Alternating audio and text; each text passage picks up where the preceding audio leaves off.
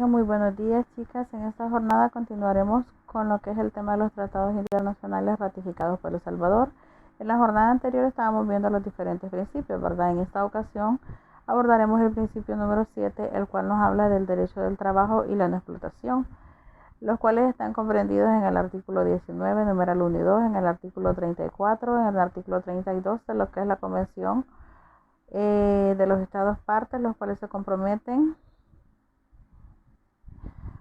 a adoptar todas las medidas legislativas, administrativas, sociales y educativas para que sean apropiadas para proteger al niño contra toda forma de prejuicio o abuso físico o mental, descuido o trato negligente, malos tratos o explotación, incluido el abuso sexual, mientras que el niño se encuentra bajo cuidado de los padres, de un representante legal o de cualquier otra persona que lo tenga a su cargo. Asimismo, dice que los estados deben implementar medidas de protección de acuerdo a los procedimientos que correspondan, estableciendo así programas sociales que cumplan el objetivo de brindar la asistencia necesaria al niño y a las personas que cuiden de él, y se reconoce el derecho del niño a que se le proteja contra toda forma de explotación económica y contra cualquier forma de trabajo que pueda ser peligrosa o interfiera en su educación, ya sea nociva para la salud, desarrollo físico, mental, social y espiritual. Si nosotros analizamos esta situación, este principio en nuestro país obviamente no se está cumpliendo, porque cuántos niños vemos nosotros que se suben a los buses a vender dulces, a vender agua, a vender diferentes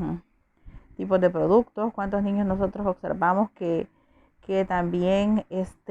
van a los restaurantes, se suben a los buses a pedir coras. Y quieras o no, es un peligro que niños pequeños de 2, 3 años anden en los buses subiéndose, vendiendo, que anda un niño más grande que ellos y anda uno más pequeño pidiendo dinero, y que se lanzan de los buses sin tener cuidado cuando los buses ya van en camino, ya van en movimiento. Entonces todas estas situaciones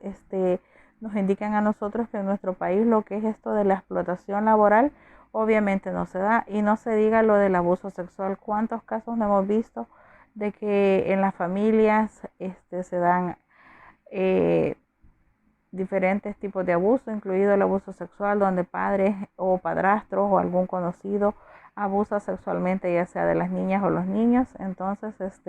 pues quieras o no, en nuestro país este principio no se ha cumplido a cabalidad. ¿Cuántas veces no hemos visto en Metrocentro toda esa cantidad de niños, adolescentes que se encuentran en los semáforos haciendo piruetas, vendiendo diferentes tipos de mercadería, pidiendo coras? ¿Cuántos niños hemos visto que se meten a los restaurantes de servicio de Metrocentro? Entonces estos niños son explotados. Inclusive se habla de una red de tráfico o de explotación laboral que hay en nuestro departamento, donde estos niños son obligados por sus padres a ir a vender diferentes productos, y al final del día tienen que llevar cierta cantidad de dinero. Si no llevan esa cantidad de dinero son castigados. O a la vez también a estos niños se les ha fomentado el vicio de las drogas, entonces, y esos niños tienen que trabajar para poder satisfacer ese vicio que han adquirido, ¿verdad? Entonces, pues en realidad este principio, aun cuando hay instituciones como el ISNA, el CONA, que se encargan de tratar la manera de disminuir o de evitar este tipo de situaciones, pues en realidad hay muchos casos que no son denunciados, y cuando no existe una denuncia, pues difícilmente las instituciones pueden intervenir, ¿verdad? Entonces este principio de la convención en nuestro país sí no se cumple a cabalidad. El principio número 8 nos habla sobre el desarrollo integral. Los estados partes tienen que garantizar en la medida de lo posible la supervivencia y el desarrollo del niño, poniendo así su máximo empeño en que se garantice que ambos padres o el representante legal tenga iguales obligaciones en lo que respecta a la crianza y el derecho del niño. Su preocupación fundamental será el interés superior del niño.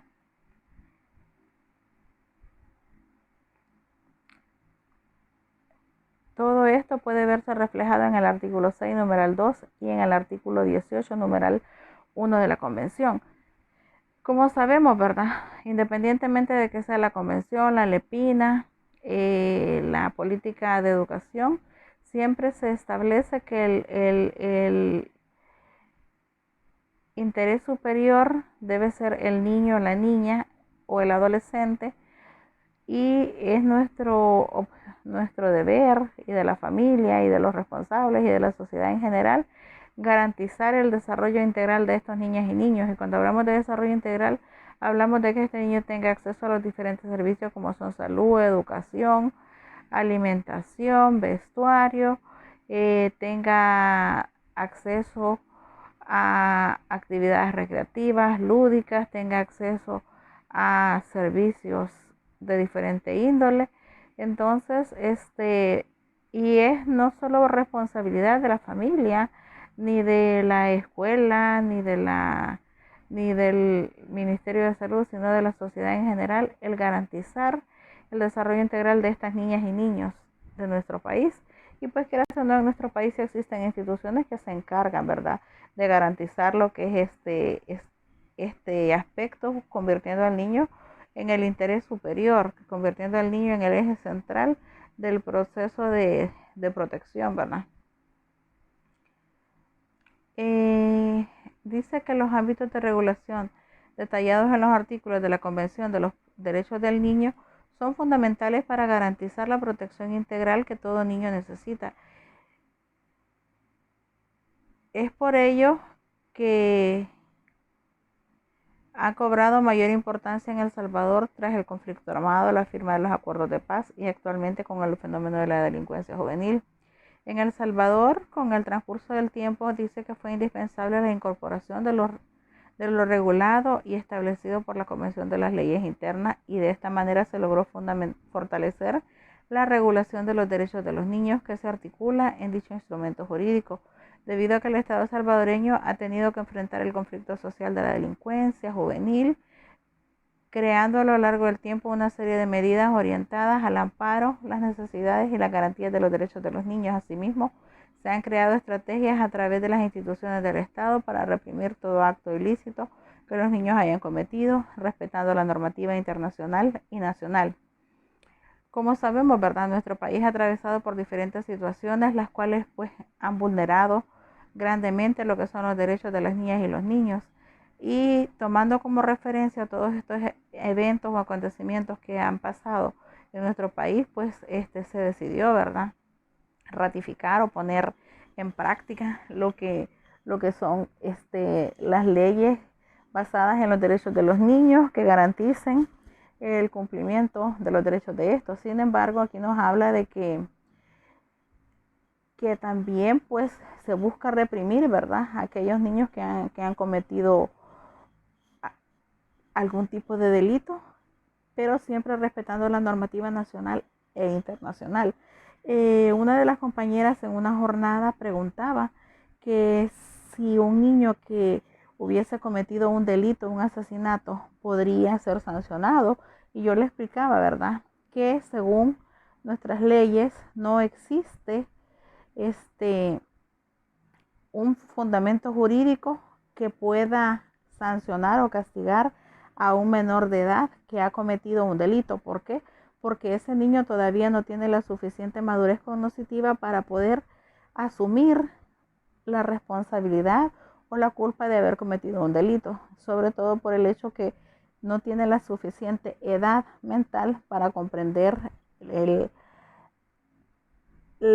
impacto de la acción que ha cometido, y pues puede ver si el que se le sancione va a depender también de si fue un asesinato o cometido con dolo, con premeditación y alevosía, o fue algo accidental. Pero independientemente de que haya sido accidental o haya sido premeditado, pues la verdad es que en nuestro país, y sobre todo tomando en cuenta lo que es la Convención de los Derechos del Niño, pues esta como que da mayor peso, ¿verdad?, y establece que no puede haber ninguna sanción contra los menores de edad que han cometido un delito. Más sin embargo, en nuestro país existen como que ciertos aspectos a tomar, dependiendo la edad, se catalogan por grupos, y dependiendo del grupo etario en que se encuentra ese niño, así va a ser como las medidas cautelares que se van a tomar en cuenta, las cuales van a ir desde orientar a los padres sobre cómo debe educarse a ese niño, buscar la manera de reinsertar de manera favorable a ese niño a la sociedad, buscar la manera que este niño reciba atención psicológica. En fin, si nos damos cuenta, una sanción por un delito cometido en nuestro país por un menor de edad no puede ser castigada por ninguna de las leyes existentes. Más sin embargo, sí pueden buscarse las medidas o las estrategias para que este menor no vuelva a reincidir y a cometer ningún tipo de delito. Ahora vamos a hablar del protocolo para prevenir, reprimir y sancionar la trata de personas, especialmente mujeres y niños que complementa la Convención de las Naciones Unidas contra la delincuencia organizada, y dice que el protocolo para la prevención, represión y sanción de la trata de personas, especialmente mujeres y niños, constituye un instrumento jurídico que forma parte de la Convención de las Naciones Unidas contra la delincuencia organizada transnacional, conocida como Convención de Palermo, que fue adoptada en Nueva York el 15 de noviembre del 2006. Y dice que dicha convención es un instrumento eficaz y el marco jurídico necesario para la cooperación internacional con miras a combatir, entre otras cosas, los delitos contra el patrimonio cultural y creciente vínculos entre la delincuencia organizada transnacional y los delitos de terrorismo. Pues este protocolo, como su descripción lo menciona, ¿verdad?, está orientado a prevenir y reprimir y sancionar todo tipo de delitos relacionados con la delincuencia organizada nacional y transnacional, o el terrorismo que vaya directamente afectando a lo que son las mujeres y los niños. Dice que de la Convención de Palermo se originó el protocolo para prevenir, reprimir y sancionar la trata de personas, especialmente mujeres y niños, que complementa la Convención de las Naciones Unidas contra la delincuencia organizada transnacional, el cual fue suscrito por El Salvador el 15 de agosto del 2000 y ratificado el 18 de diciembre de 2003 y publicado en el Diario Oficial el 23 de diciembre del 2003. Este protocolo articula específicamente que los Estados partes en conjunto deben de combatir la trata de personas, especialmente en mujeres y niños, protegiendo sus derechos humanos. Cuando hablamos de trata de personas, se habla a que las personas que son explotadas, que son engañadas, por ejemplo, cuántos casos se ha visto que a veces de otros países les ofrecen visas a las personas, que se las van a llevar a ellas o a sus hijos, ¿verdad? Y que les ofrecen trabajos y que una y mil cosas, y a la final estas personas a veces son engañadas, y en el caso de las mujeres son explotadas y son vendidas para prostituirse. En el caso de los niños, pues son vendidos ya sea para darlos en adopción o son vendidos para tráfico de órganos, ¿verdad? Entonces, con esta ratificación de este convenio, pues lo que se busca es prevenir, ¿verdad?, en la medida de lo posible que se dé este tipo de situaciones con las mujeres y los niños de nuestro país y de todos los demás países que han ratificado este protocolo. Y dice que este protocolo fundamenta sus fines en el artículo 2, que consiste en prevenir y combatir la trata de personas, prestando especial atención a las mujeres y niños, en proteger y ayudar a las víctimas de dicha trata, respetando plenamente sus derechos humanos, en promover la cooperación entre los Estados partes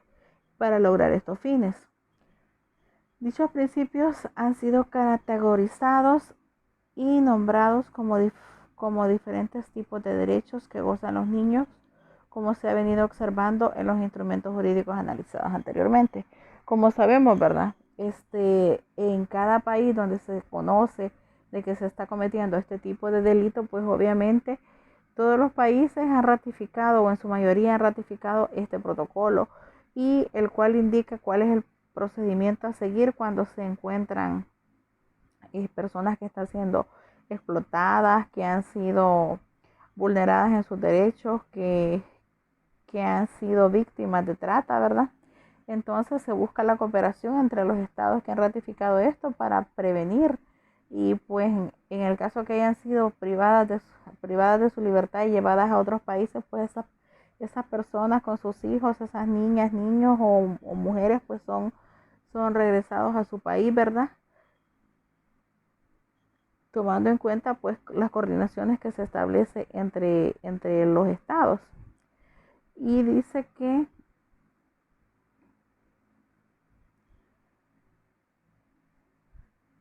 la no discriminación o no distinción se encuentra regulada en el artículo 14, inciso 2, en el que se manifiesta que todo lo que sea interpretado en este protocolo debe ser aplicado a cualquier persona que sea víctima de trata sin ningún rasgo, discriminación, especialmente las mujeres y los niños que hayan sido utilizados para cualquier acto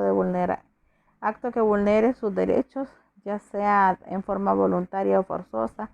y también formula lo que es la protección integral del Estado. Dice que este ámbito de regulación se encuentra regulado por el protocolo en el artículo 9, el cual suscribe que es competencia de cualquier Estado parte velar por la protección de víctimas de trata de personas, sobre todo cuando se involucre a mujeres y niños. Es por ello que se debe crear medidas para prevenir y sancionar cualquier hecho de violencia en contra de estos sectores de la población. Es lo que les mencionaba anteriormente, ¿verdad? Que como hay muchos países que han ratificado este protocolo, cuando en sus países se conocen sobre que se están cometiendo este tipo de situaciones, pues lo primero es garantizar, ¿verdad?, los derechos de las niñas, niños o de las mujeres que han sido víctimas de este delito de trata de personas, que han sido explotadas. Entonces, pues garantizarles todos sus derechos, realizar coordinaciones, ¿verdad?, para poder realizar las detenciones a las personas que están siendo las vulneradoras, o las que están cometiendo los delitos. Y pues posteriormente, cuando ya han sido sancionadas estas personas, se busca también la manera de poder retornar, ¿verdad?, a estas niñas, niños o a estas mujeres que han sido violentadas en sus derechos, y pues este que, que, que deben retornar a sus países a buscar a su familia. Y todo esto pues debe coordinarse entre los estados partes, ¿verdad?, dependiendo del país donde se haya cometido el tipo de delito. Y asimismo dice que el Estado debe crear y adoptar medidas legislativas en forma cultural, social y educativa que permita involucrar a mujeres y niños que eviten cualquier tipo de explotación. El otro numeral nos habla sobre la seguridad integral del niño. Dice que en caso de haber sufrido algún tipo de trata de personas, cada estado parte de este protocolo debe aplicar medidas necesarias para la recuperación tanto física como psicológica de las víctimas. De ser necesario, el estado parte puede acudir a organizaciones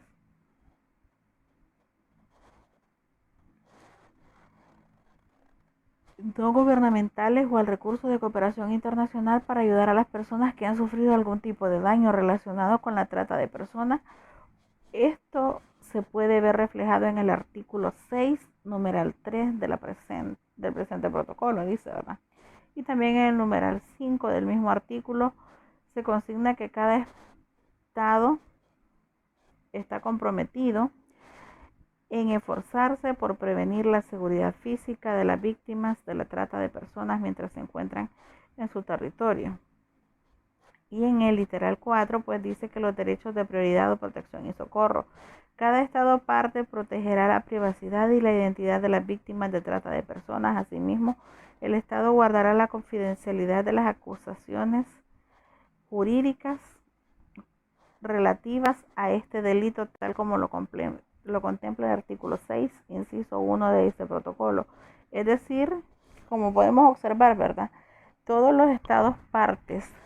que han ratificado este protocolo están en la obligación de garantizar tanto atención física como psicológica e inclusive monetaria, económica, a las personas que han sido víctimas de lo que es el delito de trata de personas, de ayudarlas, ponerles un abogado o de buscar la manera